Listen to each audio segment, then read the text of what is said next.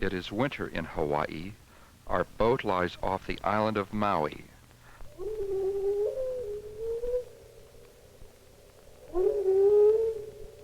A strange sound comes from the water. Jody and Scott are marine biology students. They listen intently.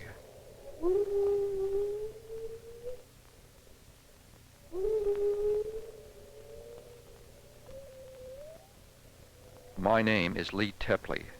With an underwater movie camera, I follow Jody. Underwater, Jody hears the sound again. In fact, many sounds, loud and clear. When Jody surfaces to breathe, she no longer hears the sounds. This microphone is designed to pick up sounds underwater. It is called a hydrophone, and with its electronic amplifier, it is far more sensitive than is the human ear in water. In the wintertime near Maui, a hydrophone will detect sounds like these almost any time, day or night, but they are heard above water only when their source is very near.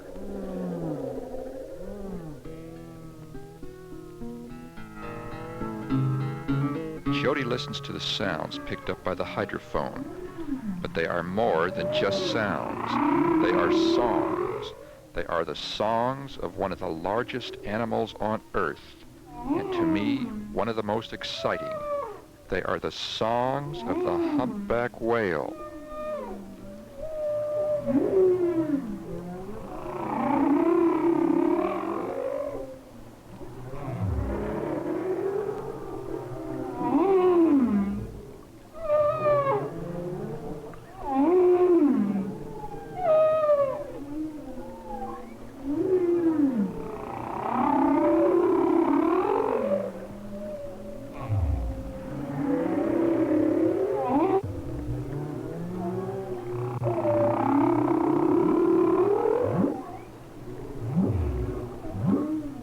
Dr. Roger Payne first discovered that humpback whales sing. He tells us about their songs. Now, by songs, I don't mean to imply any sort of aesthetic judgment. All I mean is that the sounds are repeated, so that when you have, for instance, a cricket or a frog or a bird repeating itself, you say that that animal is singing. And in the case of a whale, it's the same thing, only there's a big difference. The whale songs are very long. They're very complex, and when they're over, they don't stop and wait a while, but they, in fact, turn right around and repeat that rigmarole again and again.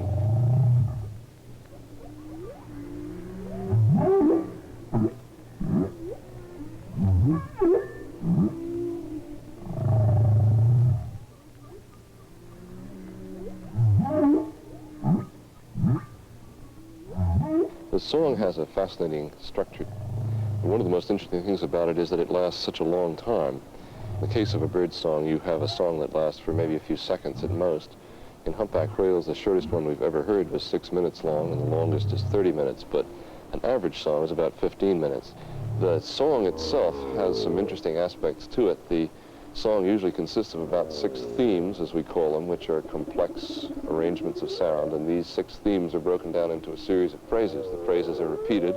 In some cases, the phrases are constant. In other cases, they change or evolve slowly throughout the entire theme.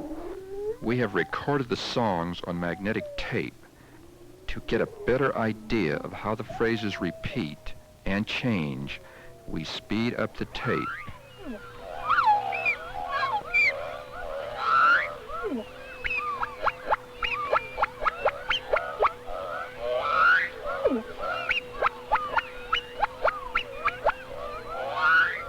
Now, in any one given area, such as, let's say, Hawaii, you'll find that the sounds of the whales are the same, or that everybody is singing the same song. We're interested in finding out now more about what these sounds mean. We don't really know, but at the moment, it seems to me it's probably the similar function that a bird song would have. It probably announces where one whale is to another whale. It may announce something territorial, or perhaps as an advertisement for a mate. But those are just wild guesses. We don't really know yet.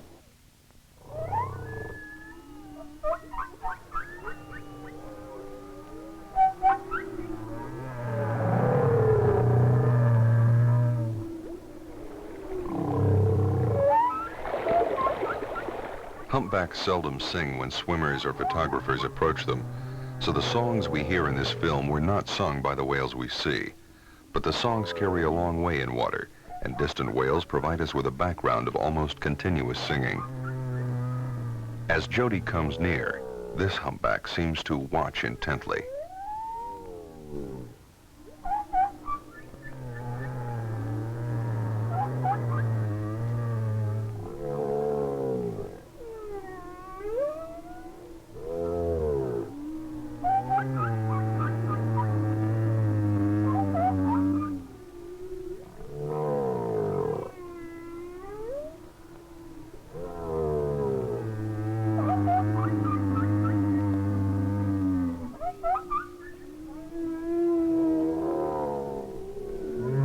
Often, the singer is a lone whale, probably a male, moving very slowly, or not moving at all, except when it surfaces to breathe.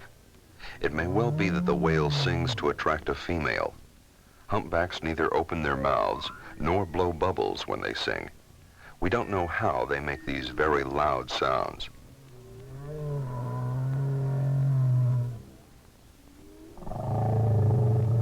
It is thought that only the male humpbacks sing, and only in the wintertime. But humpbacks do make other sounds, like these.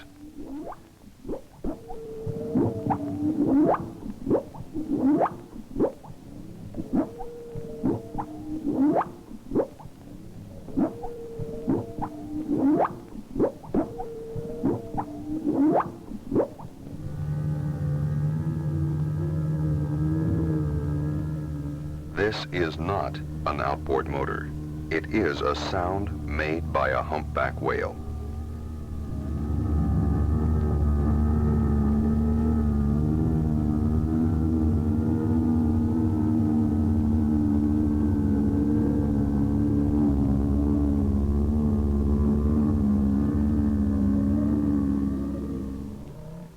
The appearance of the humpback whale is perhaps as curious as are its sounds. Humpbacks are not balloon-like as they are often portrayed. In fact, the throat is almost always concave, except when the whale is feeding.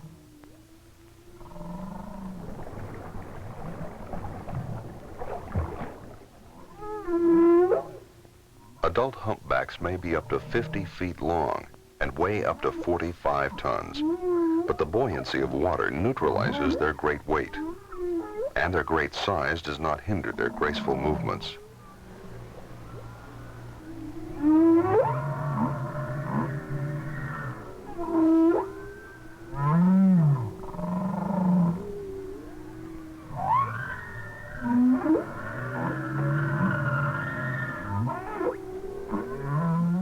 The flippers resemble wings, except that they are scalloped on the leading edge. The whale's wingspan is more than 2/3 of its body length. No other whale has such long flippers.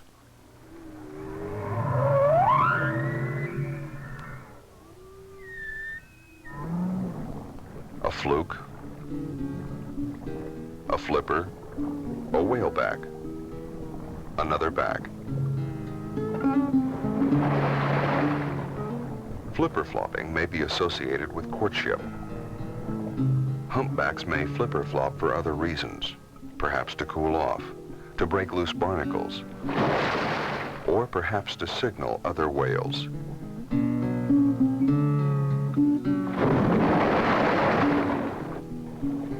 This is just one humpback whale lying belly up, both flippers in the air.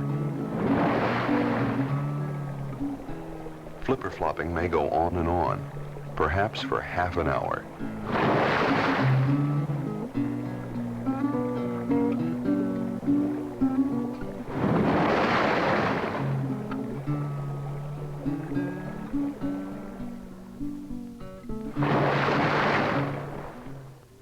The markings on each humpback whale are unique and can be used to identify individual animals.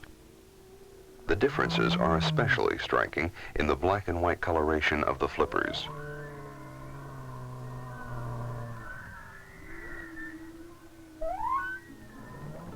The flukes vary in color from almost pure white to a mottled black and white pattern on the underside. But most often, the flukes are black, or mostly black.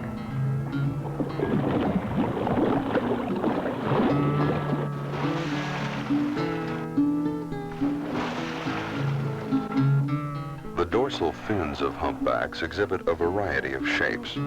They often resemble crescents, but some are more like triangles.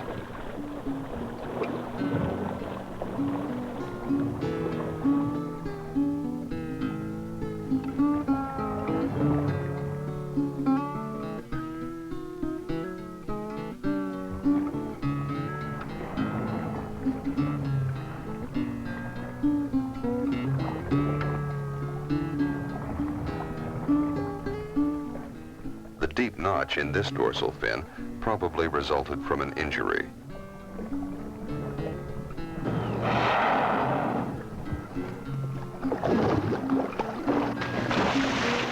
Humpbacks have curious knobs on their heads.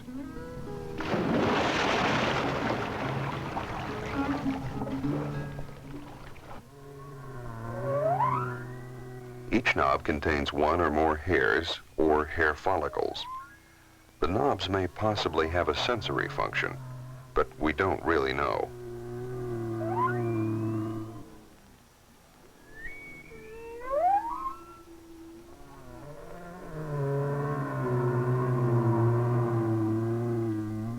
Humpbacks feed mostly in the summer in polar and subpolar waters. Every winter, they migrate thousands of miles to the tropics, where most of the calves are born, about 11 months after they were conceived. At birth, this calf was 12 to 16 feet long and weighed up to 2 tons. Feeding entirely on its mother's milk, the calf grows rapidly. By the time it is ready to leave the tropics, the calf will have doubled its weight. Cows and calves stay very close together. Whalers report they are almost inseparable, even after one of them has been harpooned. Calves seem more curious than adults. The calf swims toward the camera. The cow stays close. The calf must surface to breathe more frequently than the cow. Still, the cow follows the calf upwards.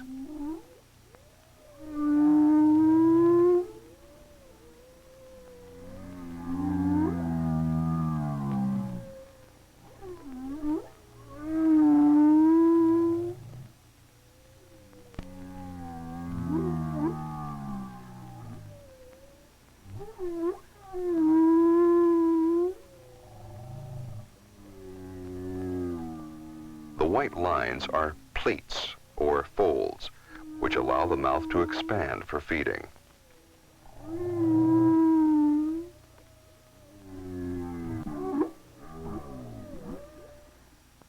Jim Hudnall is a naturalist who has been studying and filming humpback behavior for several years.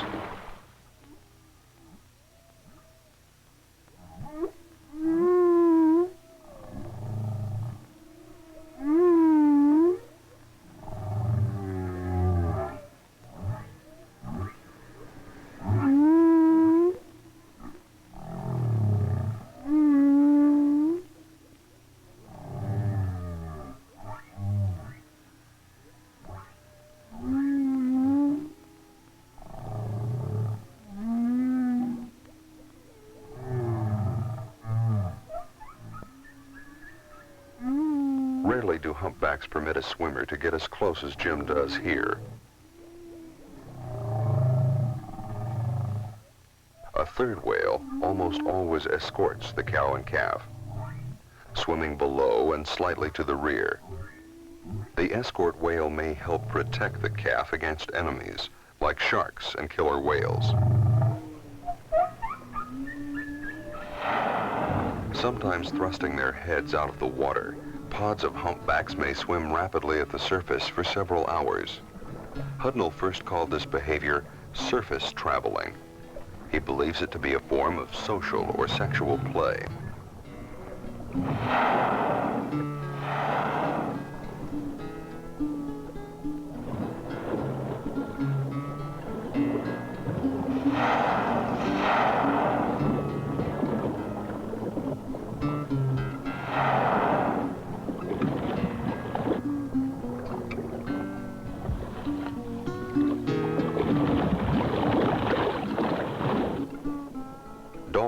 also travel near the surface, sometimes in large groups.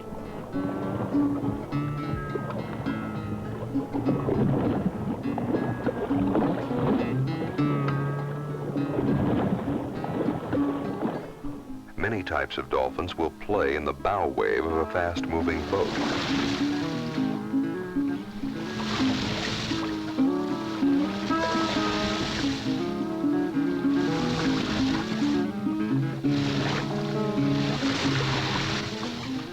Dolphins may have learned this behavior by riding the bow waves of whales. But these humpbacks are swimming slowly. The dolphins show no interest.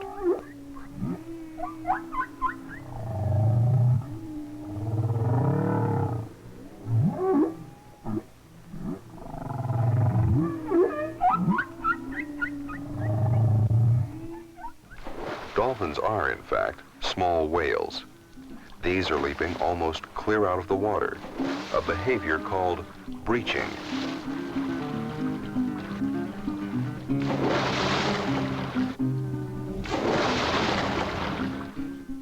Humpback whales also breach. This calf appears to be learning how. It works on its coordination, and works, and works. That's better. When an adult humpback breaches, the splash is a lot bigger.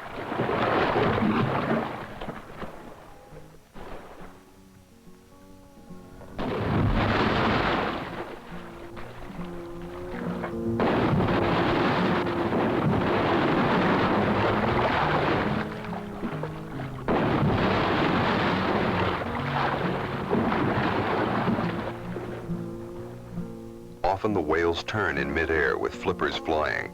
Seldom do they crash down on their bellies, but this one does.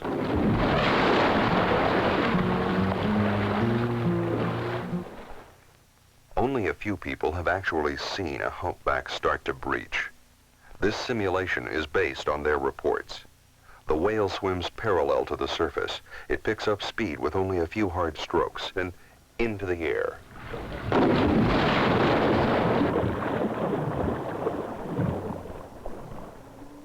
Winter is almost over. The whales have eaten little food for many months. The cows have lost several tons of weight, producing milk for their fast-growing calves. It is time to head for their summer feeding grounds in far distant cold waters. The calves will continue to nurse during their long migration to the high latitudes.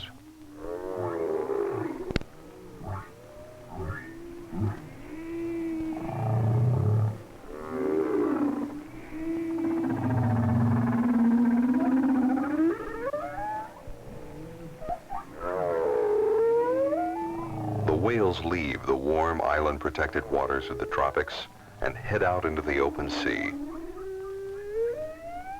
The enemies of the humpback whale are few. In past years, they've had only one real threat: man. Blown up with compressed air, a dead humpback whale floats belly up.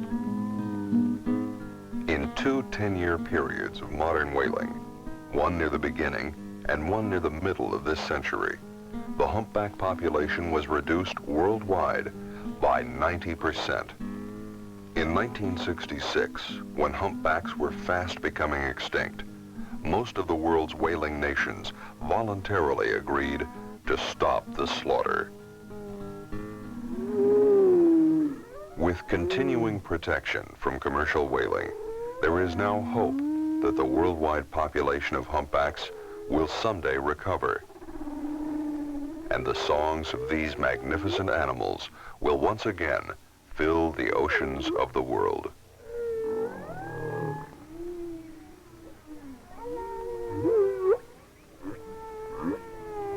Mm-hmm.